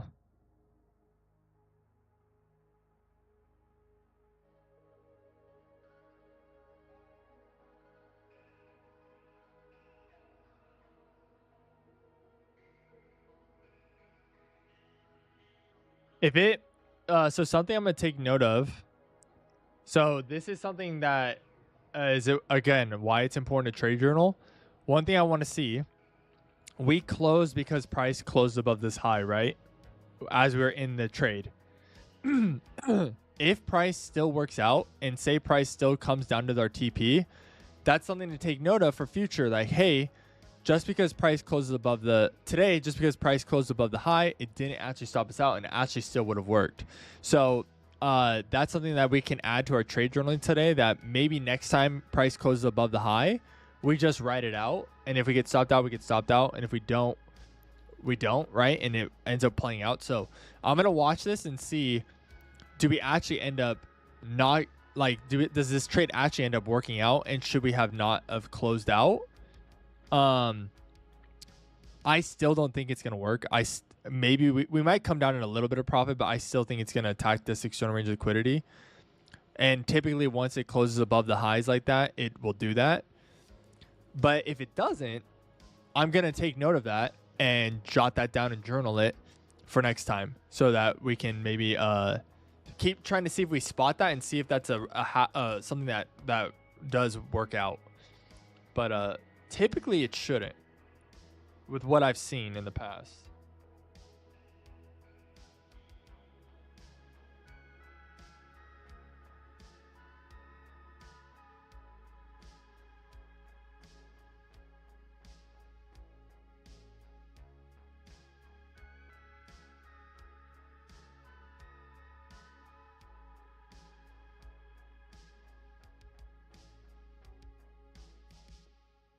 Okay, what might happen here is we might get an order block where you would take off, you'd be able to take off 2 points of risk potentially.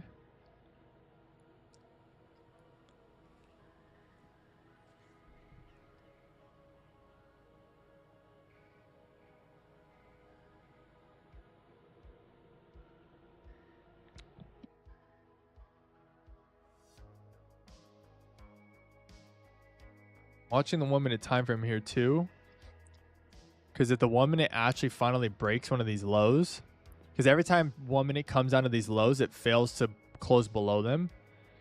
And I'm interested, will it finally close below one of these lows?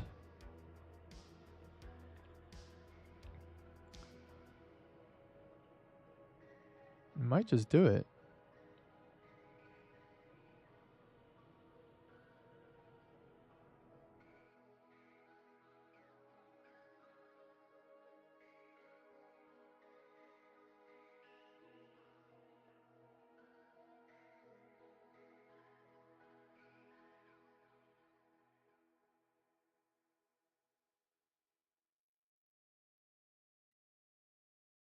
Dude, this price action's insane. Can't believe price is literally just in this little range.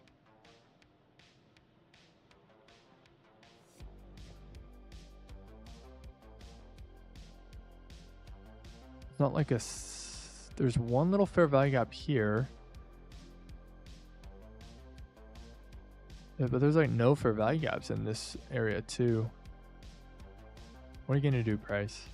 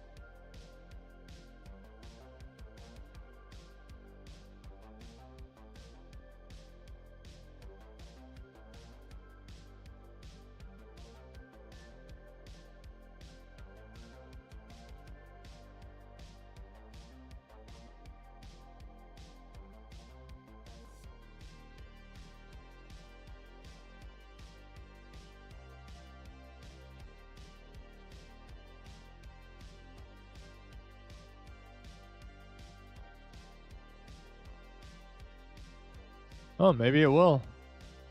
Maybe it might just give an order block here. Let me do that.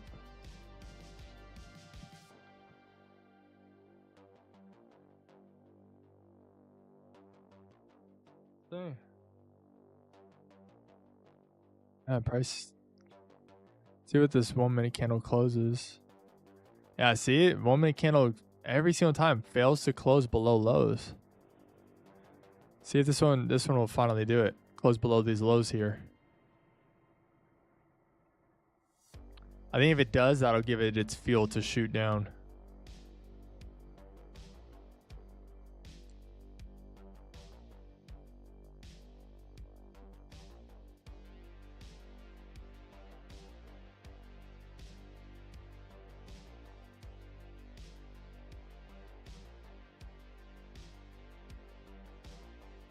Oh, there we go. Yeah, see? Finally shot through these lows. Let's see how it reacts to that.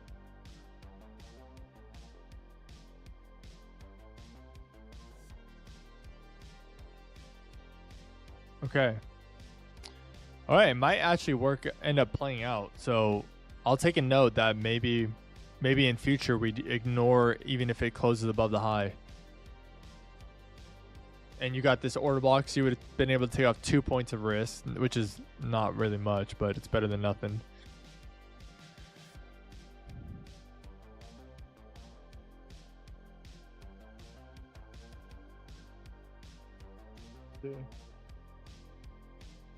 What time is it? 8:15. Okay.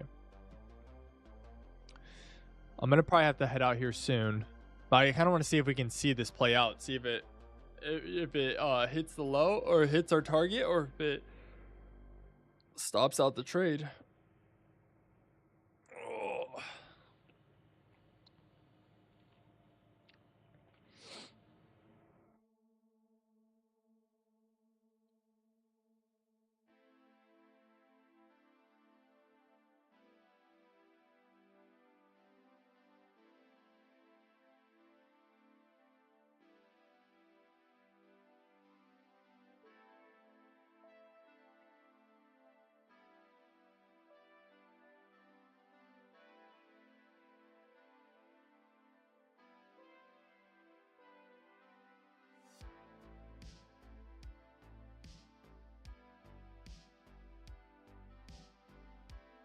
Alio said, took a dub today on Bitcoin long once it retested that 15. Let's go, dude.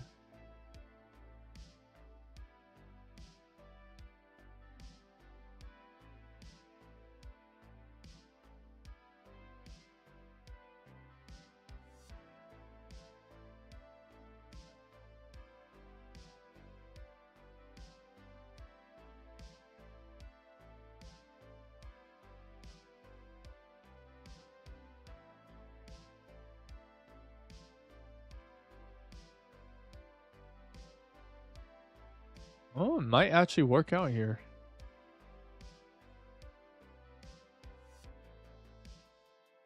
These two 1 minute fair value gaps could be a really big resistance point for this, but I never traded Forex. No, I never did.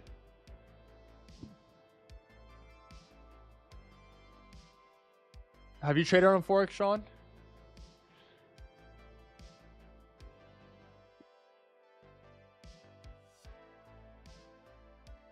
If we can invert these, I think it'll give it its fuel.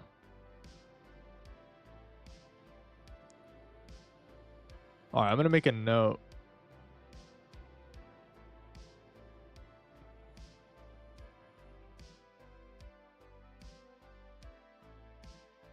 Dang, that's a bummer.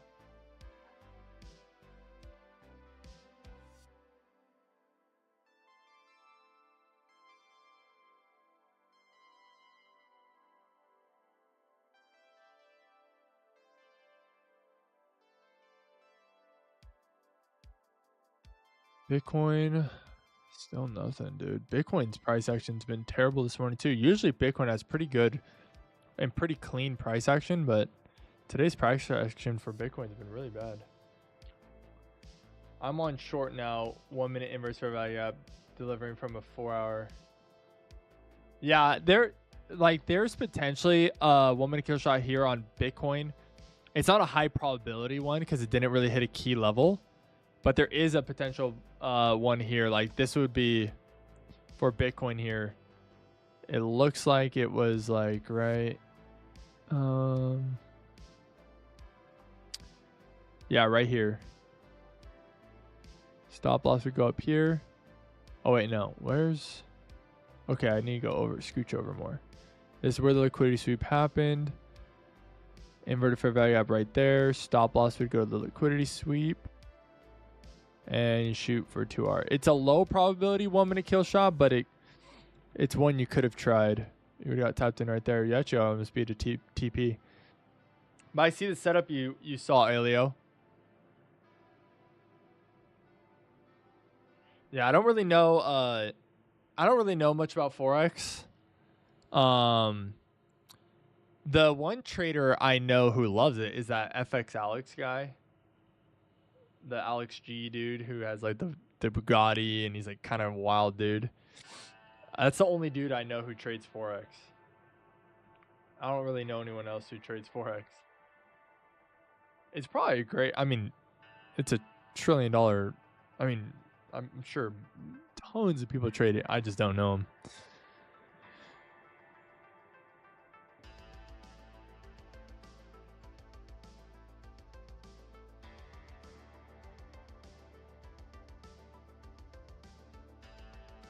Yeah, it looks like this might actually play out here on Nasdaq.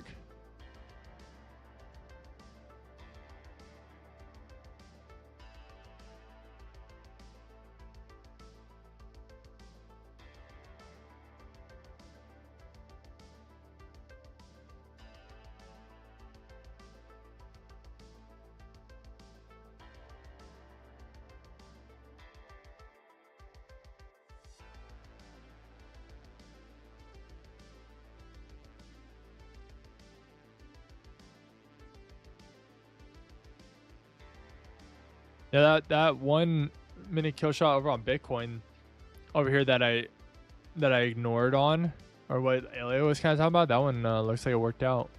You would have been able to at least hit 2R. I just didn't love the price action going on Bitcoin right now, so that's why I kind of I skipped out on that one.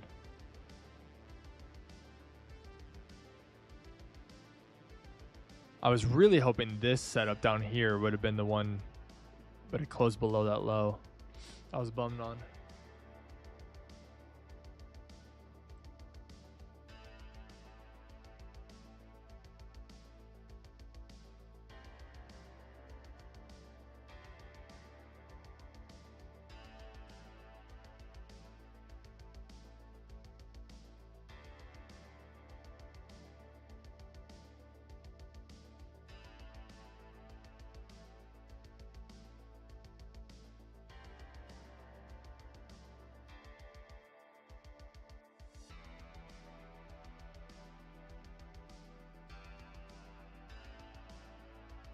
Okay.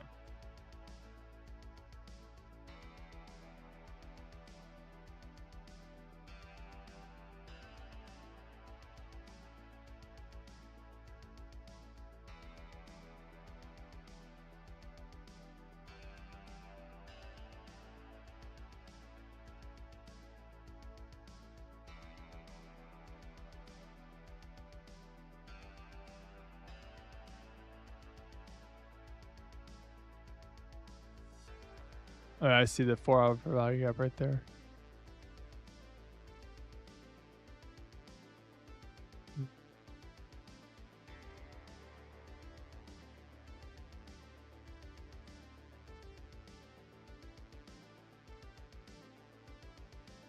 I'm honestly kind of hoping this trade doesn't work, just so I could feel better about what I did.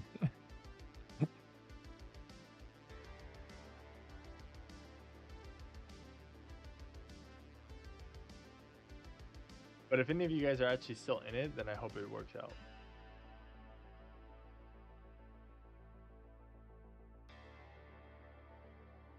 Well, there's no displacement here, not even on the 5 minute. Even to the downside, 5 minute didn't make any fair value gaps, no fair value gaps to this upside. Just in chop right now. The only displacement we've seen is over here on these 2 5 minute candles. Yeah, price seems to be bouncing off these fair value gaps down here. It could be giving an order block, another order block.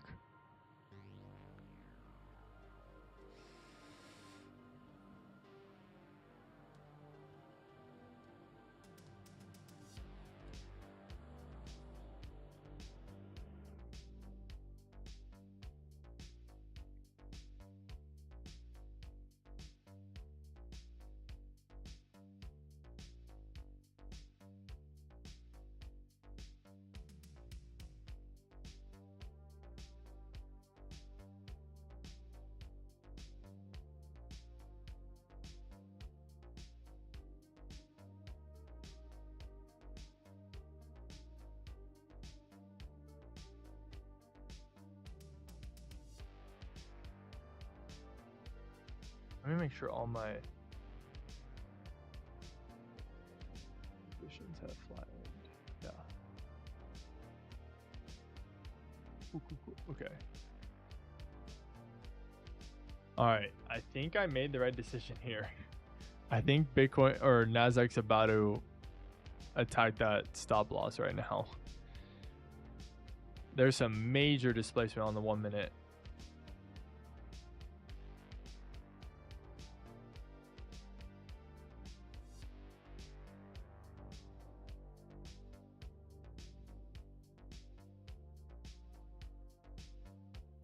Actually, this would have actually. So funny thing is, if this stops us out now, then closing here, this would have actually hurt my accounts even more, because I trade Apex and Apex has trailing drawdown, so it follows your unrealized gains. So I would have gone up a lot of profit, then it would come back all the way up and stop me out. So I actually technically would have lost way more money in regards to drawdown on Apex than if I just would have closed the position here. So this actually like literally would have hurt my accounts even more on Apex. Topstep wouldn't have mattered because Topstep does end of day drawdown. And I got a My Funded Futures account. So My Funded Futures I won a giveaway, and they gave me a My Funded Futures 150K account. So but that one's an eval stage. I'm hoping we can pass it by the end of the week. But we need a lot. That one needs, yeah, see, you would just got stopped out. Okay, I'm happy I did what I did. I'm happy I did what I did.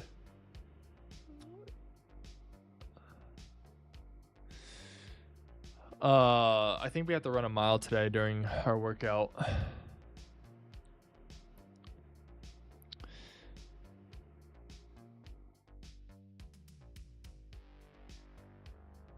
Let me...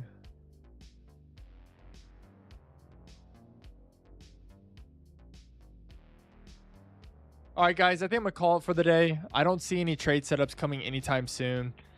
Unless right now there's like some insane wick off these highs here with Nasdaq. I guess we'll wait for this 5-minute candle to close. If we get some kind of insane wick on Nasdaq here, then maybe. But as of right now, I'm not really looking to take any more trades.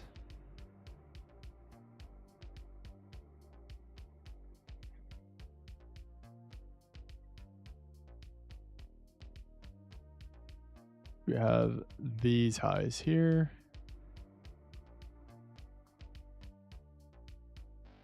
Oh.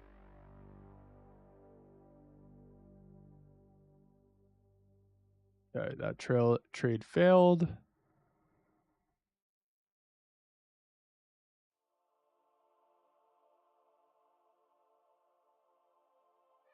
We'll see what happens here. This might be our third trade of the day. We might get something here, but I want to see like a very large wick again, like something like this. If it gives it to us, we might take it. We'll see how I'm feeling. As of right now, though, I'm not like super eager to take this one, just because we've already took 2 stabs at a short here, and this third one, you know, it could be the one that finally works, but also I'm not loving it. Price is pretty choppy right now. The only way I'm taking it though is I need a big wick, a big rejection wick. Let's see. A minute to go.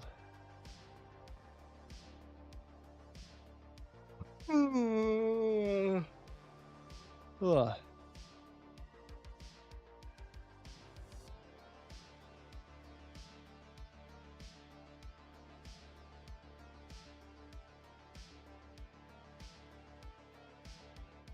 This is the first day in a while that a 1 minute kill shot hasn't worked. Looks like it's gonna close through. But yeah, this is the first day in a minute since that's happened actually, which is actually kind of nice to think about. Because yesterday, the 1 minute kill shot didn't work because of my stupid self, but it worked. And then Monday we got, oh my gosh, Mondays. I'm still dreaming about Mondays. Mondays was so cool. That was such a cool trade. And then all last week was great trades too. So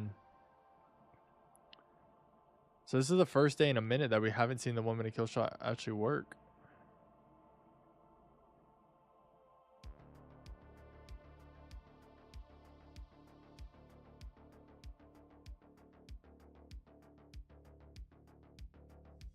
Okay, close through. All right, I'm going to call it. I'm going to call it here. Looks like, yeah, there's still 2 days left. I mean, I'm not really worried. And let's check Red Folder News real fast, just so you guys are aware too. Thursday, tomorrow, there's no Red Folder News.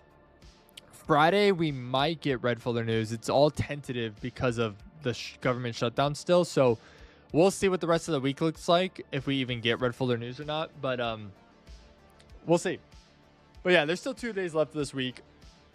I think we'll be fine. Also look out for my TikTok streams tomorrow. I will be streaming. I'll live stream during Asia session, and when I trade gold. So if you guys want to hang out, it won't be on YouTube and stuff, just because I gotta hit these. Once I hit the TikTok requirements where I can do the virtual webcam, then I'll do YouTube and everything at the same time during Asia session. But I gotta hit these requirements with TikTok first, and then we'll be streaming during Asia session. It won't be every day. The Asia session trading is gonna be more like less consistent. It's gonna be kind of like when I can. So turn on post notifications if you want to know when I go live. And it's not going to be like, I will stream every Monday through Friday and my market open. That's an every single day thing. Asia session is more like when I can. So you have to sleep though. Okay, no worries. Yeah, it starts at 3 p.m. Pacific Standard Time for me is when I'll try to start going live. It's gonna be probably more like a Q&A type session, because Asia like doesn't provide a ton of opportunities. It does every once in a while. I'm from Germany. Oh, okay. Yeah, I don't know what time that would be. That'd probably be like, why? Yeah, in the middle of your night is my guess. Probably like really early morning. All right, guys, I'm gonna call the stream. I think today was a good stream. I think we executed very well. I think I learned from yesterday. And I didn't allow my emotions to affect my trading today. I didn't allow what happened yesterday or the day before to affect what happens today. And I think I executed very much better. And that's why we trade journal. So I just encourage you guys. I hope this is a good example of why we trade journal, and why we stay consistent with that. So I'll see you guys tomorrow morning at market open. And I hope you guys have a great rest of your day. Look out for some of my content I'll post today. It looks like I got to run some miles. I got to do the math on what all ended up playing out, but I think I'm gonna have to run today and I have a punishment again today for taking a loss. Oh well, hey, it makes us healthier. All right, Sean, thank you so much for hanging out. Alio, thank you so much for hanging out. Fighter, thank you so much for hanging out. Robo, thank you so much for hanging out. I really appreciate every single one of you guys. I hope you have a blessed day, and I hope you end this week green.